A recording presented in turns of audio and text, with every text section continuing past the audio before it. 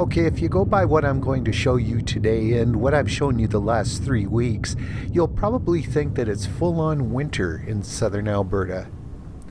And looking at this, I wouldn't blame you. Because, yes, it was snowing. It was cold. The wind was vicious.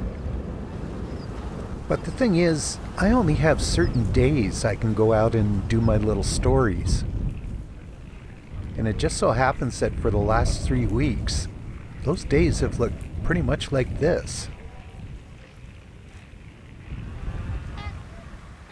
This past Tuesday, the wind came howling out of the northwest and pushing a band of snow in front of it. And I gotta admit, it was pretty miserable. The tundra and trumpeter swans, the ducks, the geese, they were all trying to find shelter against that miserable wind.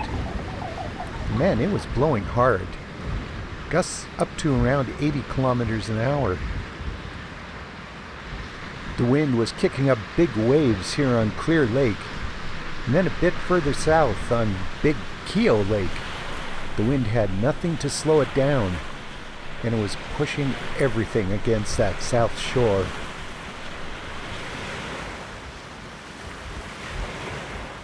There could have been hundreds of birds out there among those waves, but the ones that I found were in a field close by. These are snow geese coming in for a landing. And once they were on the ground, they faced into the wind and the driving snow and just went on eating. There were several hundred of them in that field, so I thought maybe I might be able to find more on the water. But as I drove around the lake, the wind and the snow just obscured everything.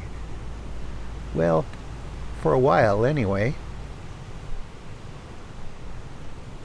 As I sat in my truck watching the snow fall, suddenly little bands of bright sunlight started to show up on the water, and the waves began to slow down.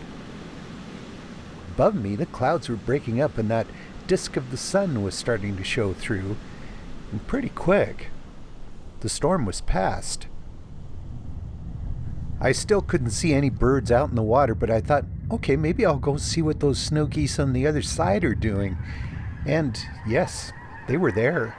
And there were actually a lot more than I thought. Probably 1,000 birds.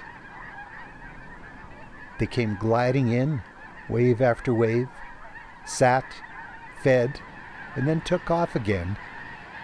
All against a sky that was starting to turn blue. Yeah, that's southern Alberta weather.